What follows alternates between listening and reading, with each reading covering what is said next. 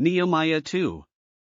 In the month of Nisan, in the 20th year of King Artaxerxes, when wine was brought for him, I took the wine and gave it to the king. I had not been sad in his presence before.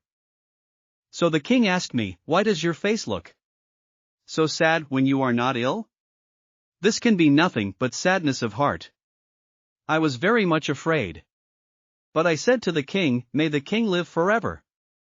Why should my face not look sad when the city where my ancestors are buried lies in ruins, and its gates have been destroyed by fire?" The king said to me, "What is it you want?" Then I prayed to the God of heaven. And I answered the king, "If it pleases the king, and if your servant has found favor in his sight, let him send me to the city in Judah where my ancestors are buried so that I can rebuild it."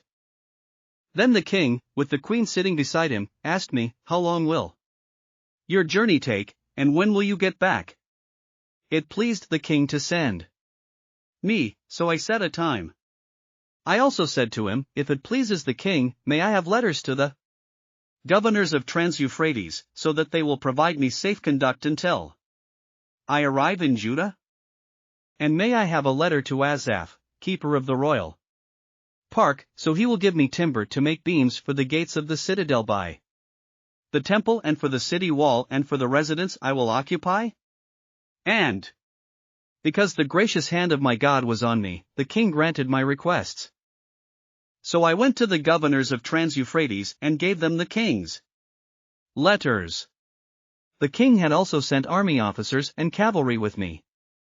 When Sanballat the Horonite and Tobiah the Ammonite official heard about this, they were very much disturbed that someone had come to promote the welfare of the Israelites.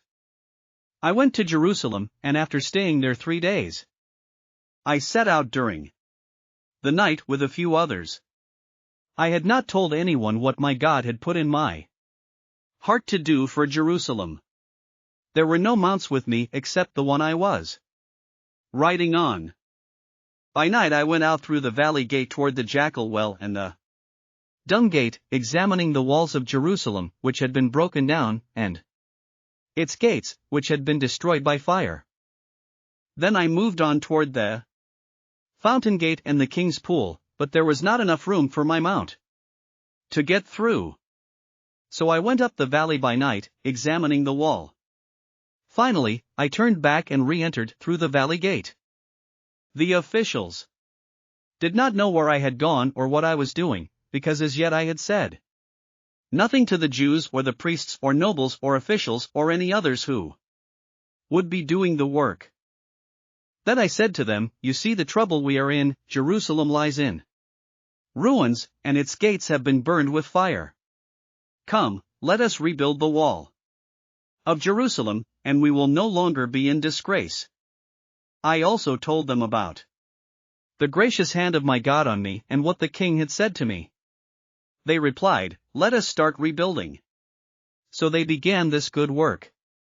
But when Sanballat the Horonite, Tobiah the Ammonite official and Geshem the Arab heard about it, they mocked and ridiculed us.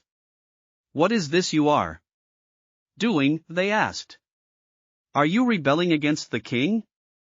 I answered them by saying, "The God of heaven will give us success. We his servants will start rebuilding, but as for you, you have no share in Jerusalem, or any claim or historic right to it." Thanks for listening to another chapter of the Bible.